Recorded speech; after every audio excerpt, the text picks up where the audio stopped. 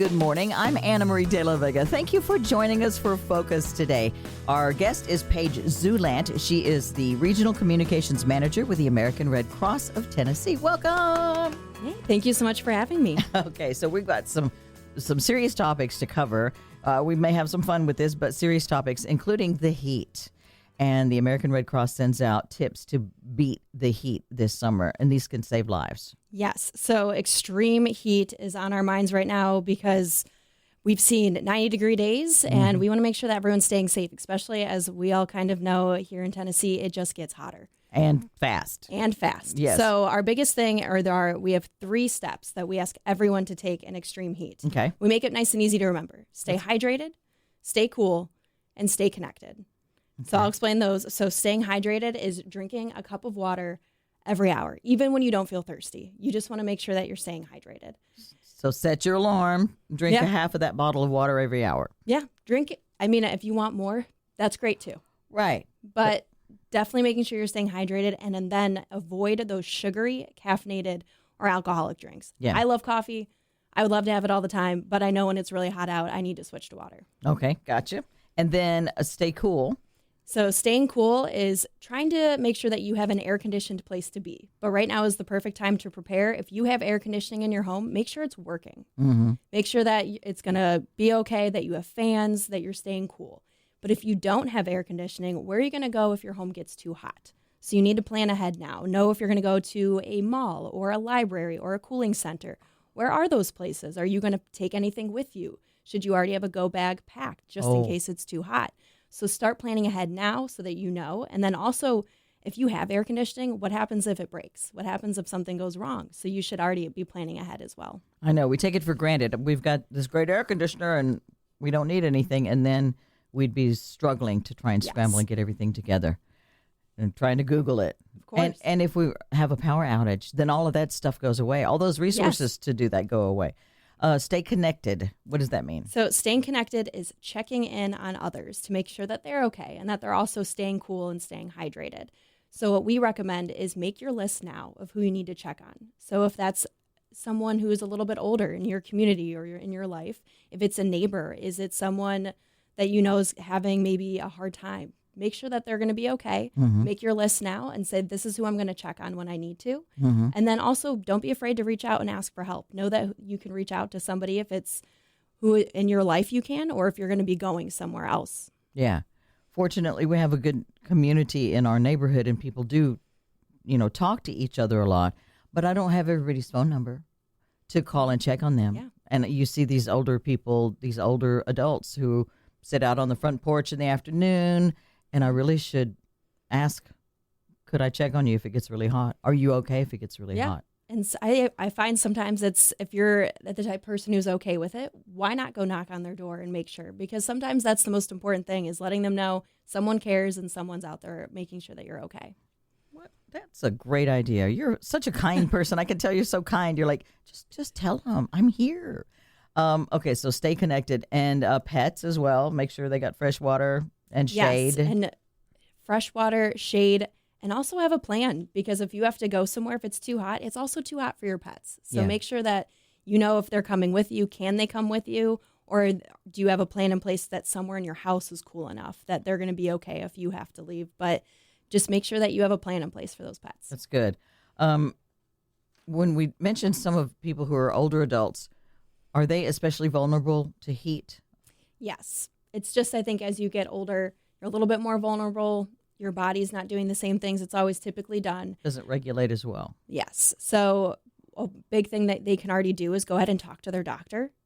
Figure out for them, like, what are my signs I need to look out for that maybe the heat's too much for me. Oh, really? So if they personally know those signs or someone in your life is helping keep track, but just making sure that even someone, if you're a little bit younger, if you know someone that's older, be ready to check in on them and make sure that they're okay. My husband doesn't sweat hardly ever. It's just weird. Very weird. It's uncanny. I'm like, I'm out here just dripping. Drenched. And you're just dry. It's like, that's weird. But when he gets out into the heat, so we need to ask his doctor, what would be my symptoms rather than I'm sweating profusely, I might be getting close to heat exhaustion or something. Yeah, I think instead of everyone's used to, and it is a big thing to watch out for. I don't want anyone to think to look excessive sweating is something to look out for heat exhaustion and heat cramps, all leading up to heat stroke. So you do want to look out for excessive sweating. But if you don't sweat, maybe talk to your doctor and say, hey, what do I need to look out for? What are the signals that everyone needs to know for me? If my face is red, or if my skin is clammy, or cold and clammy, if I'm getting confused. Oh. So those are all things to look out for. Okay, and look out for those in your loved ones. Yes. Okay. And if you start finding yourself excessive sweating, starting to get a little confused, what do? Your emergency move is, Paige from the American Red Cross. You need to cool down. So, depending what it is, but if it's right away, if you're like, I'm excessively sweating, I'm getting really hot, go somewhere and cool down. Yeah. Stop what you're doing. If it's an activity, go somewhere cool down. You can get wet compresses, wet cloths, anything you can do. Drink some water and make sure that you're bringing your body temperature back down. Okay. And air across you is helpful, right? Yes. A fan, sit in front of a fan. Yeah. The air conditioner. Just air moving, anything to help cool you down. Right. Yeah. Have you seen those heat scarves? It's a scarf that you get wet and then it stays cool, and you put it around your neck, or you can touch your face with it. That sounds like what everyone needs right now. I know. It's amazing. It's amazing. If we're really not sure what to look for or what to do in hot weather, the Red Cross has an app, right?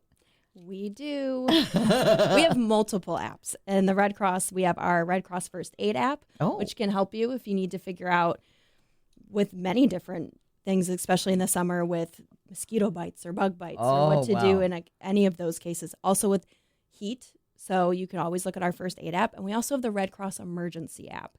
And this will help you with weather alerts right to your phone for where you live, as well as letting you know if there's cooling centers open anywhere that you can go near you. So it's big about any alert specific to your area. If you input where you live, it'll let you know it is going in your area. That's great, because I know, I think it was last year, I tried looking online for cooling centers because I was going to do some news about it, and some of the information was old.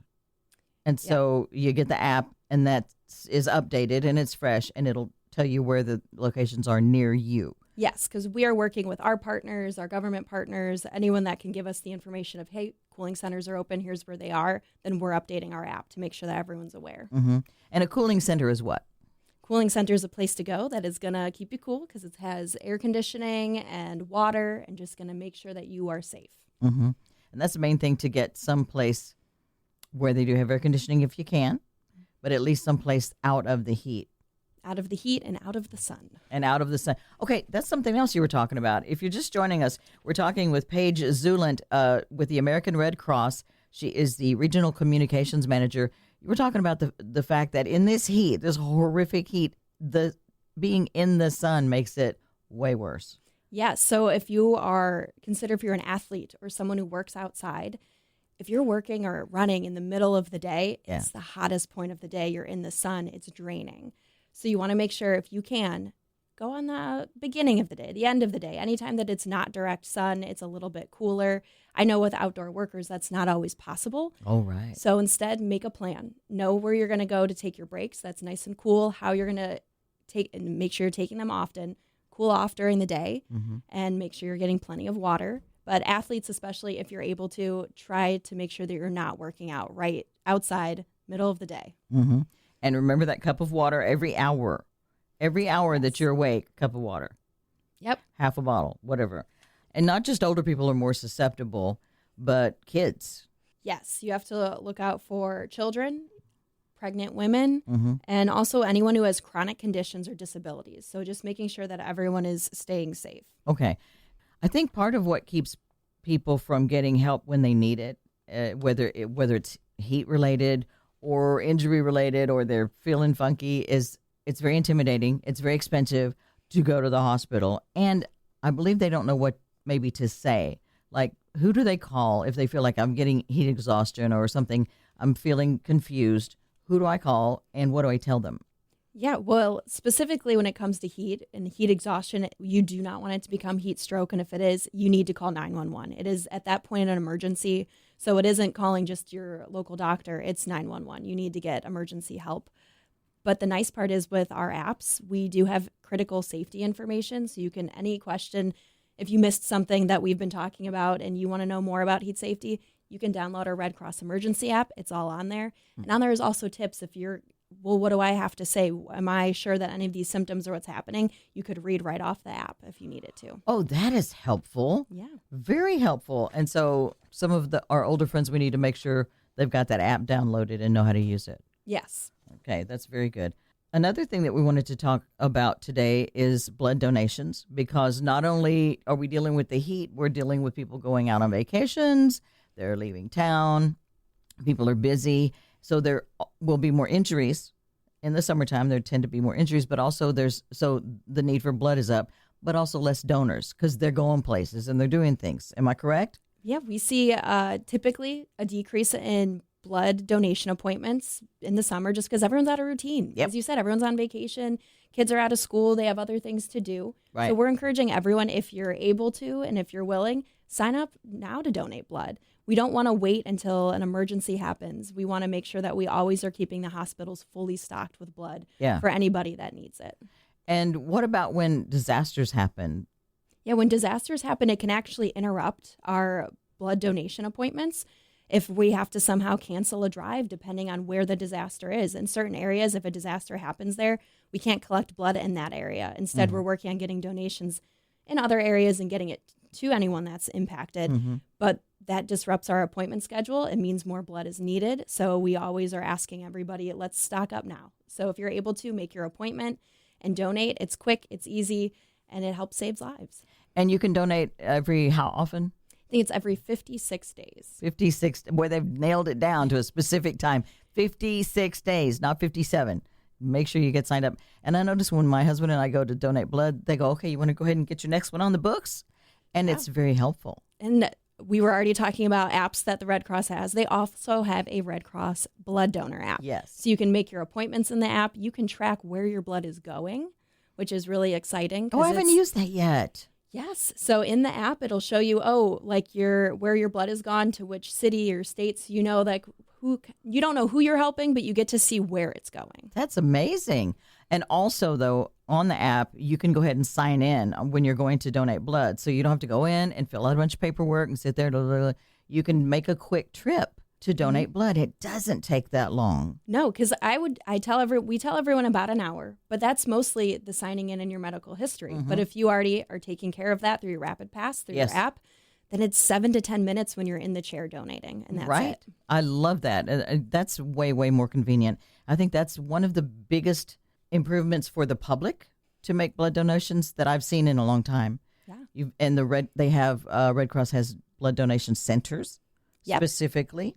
We have those ones are open. They all have different days during the week, but they're open throughout the week and the weekend. So everyone's able to go into the direct donation center. Yeah. So I know being in Nashville, we have the one right downtown. Yeah. Then there's Brentwood, there's Hendersonville, and then all over the state, there's other donation centers. But then we also have blood drives that go on. So you never know if you're going to have one at your local church or somewhere else near you. How many people do you prefer to have ready to donate blood if you have a blood drive at a certain location? Depends on the location. So each one's different. But we are always just looking for anyone that's willing to come and donate blood. So like if I wanted to have one at in the neighborhood, we would hope to have at least maybe 20, 30 people maybe donate blood or more. I would say more. Or more, but more. So however many you could get. So it would just be talking with our account managers, and I'm sure they always would love. We want everyone to donate blood if they're able to. Yes. So, and you can find out your donation status if you have any questions or make your appointment. If you don't have the app, you can always do it at redcrossblood.org. I found out that I was a little bit anemic, and I was unable to give blood one time. But I found out that I needed to get iron in my blood. I mean, it helped me. I was sad that I could not donate that point, but it helped me to work on my health a little bit better. You do. That was something else I love with the blood donation appointments, because you're meeting and you're doing a little bit medical. When you're meeting with the phlebotomist before you give, you're learning about your blood pressure. You're learning if you're anemic. So you are learning things about yourself that you might not have known. Yeah, that's very good. The Red Cross helps in so many different ways, including training. One of the things that they offer is CPR and AED training. And So the AED is what? Okay, so an AED is an automated external defibrillator. So it's a device that analyzes if an electrical shock is needed for the heart. Oh. So workplaces should have one. You should always check. You should know where one is in your workplace if you ever need it, or anywhere that you're at. You usually see those signs sometimes by front desks of this is where the AED is or where you can go.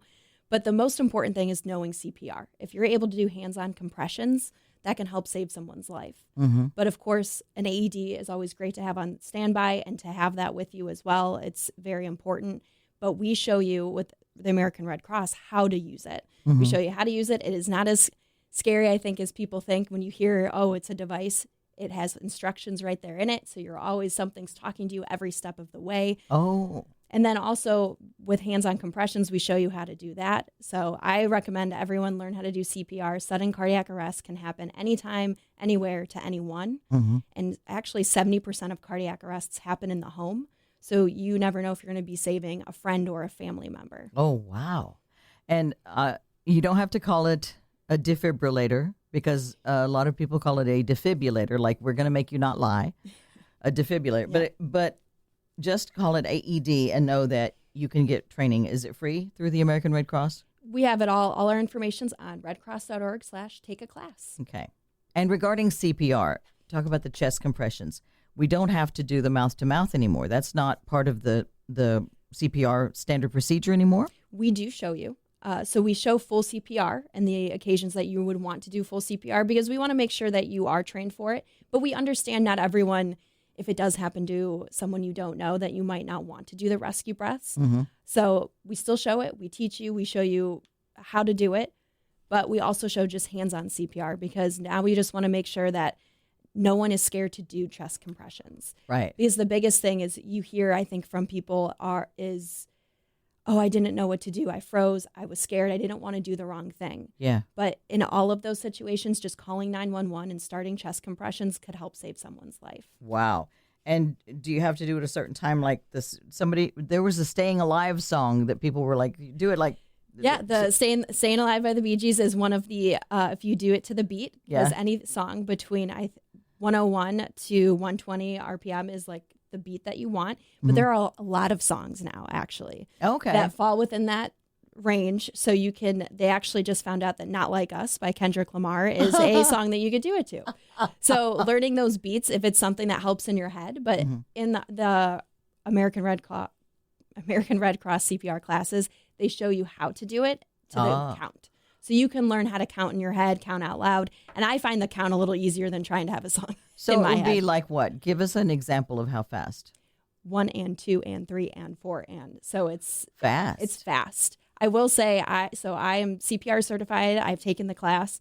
It is a little tiring, and I understand now what it takes, but it's so important to learn. Yes. And maybe if you get tired, like somebody, hopefully they've been trained by the American Red Cross in CPR, and they can take over for you. Well, that's the best part. If you train multiple people, if you have your whole workplace, everyone's trained, someone can step in and take over. So we've practiced it that way in class of if someone can step in and take over for you. And so you never know, but you want to make sure you're certified. You want to make sure that you can do it, but hopefully other people are too. So you're not alone. Good. Yeah. You can help me out. We can help each other out.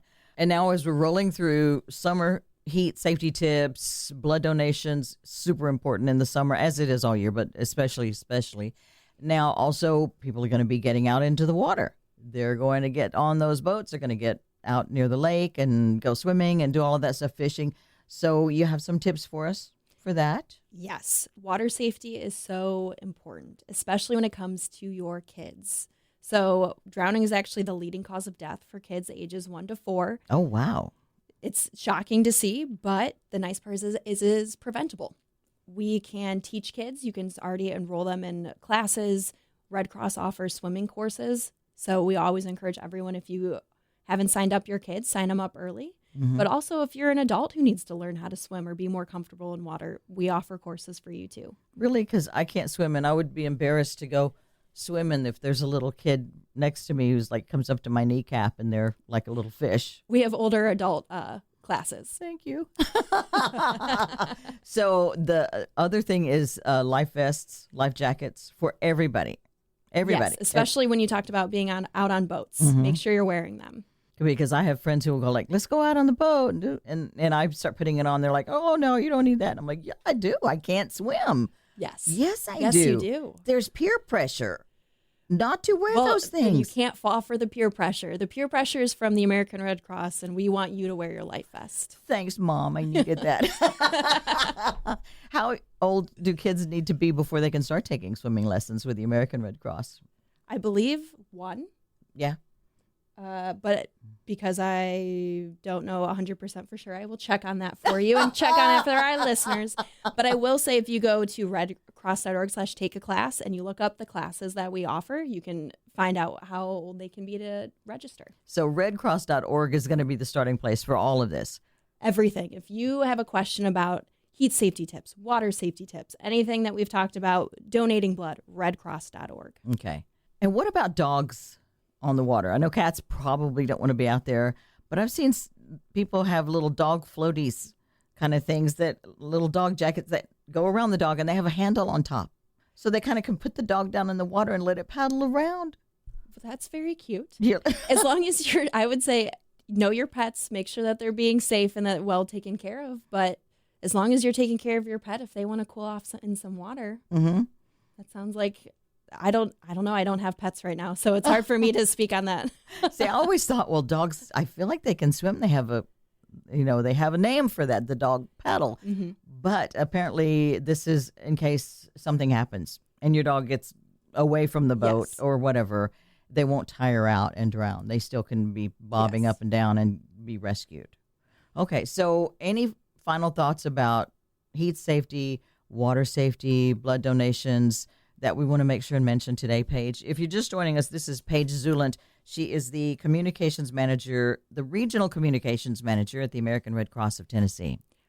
I would say if you're able to donate blood, especially in these summer months, as we usually see a decrease in appointments, make it now at redcrossblood.org or on the Red Cross Blood Donor app. Make sure that you're staying safe in the heat.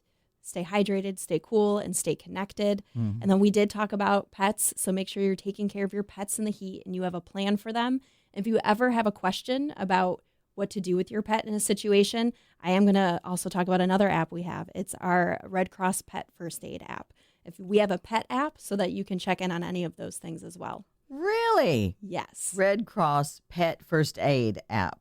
Yes. Like what sort of things? Just they step on something and hurt their paw or anything? If you have any symptoms you're not sure of, if you're not sure, we've talked about when you're walking your dog in the heat, if you have to make sure that, is this too hot? If you put your hand on a sidewalk or bridge and you're like, oh, it's burning my hand, that's going to burn your pet's paws on the bottom. So you also have to make sure that you're looking out for your pets. And if you have any questions, our Pet First Aid app can definitely help you. Okay. Well, thank you for joining us. Thank you for having me. Okay. And again, redcross.org, the starting place. Yes, redcross.org. You can find all of our information. If you want to sign up to donate blood, that's redcrossblood.org. And the other for the apps, still redcross.org? You can find information about all of our apps on there, and our Red Cross Emergency app will be the one that you want just to make sure you're staying safe in the heat and to know any heat alerts that come your way. Thank you for your time and coming to talk to us to help make sure that we stay safe. Of course, want to make sure everyone stays safe this summer. Thank you. Paige Zulandt, the Regional Communications Manager with the American Red Cross of Tennessee. We're going to put some links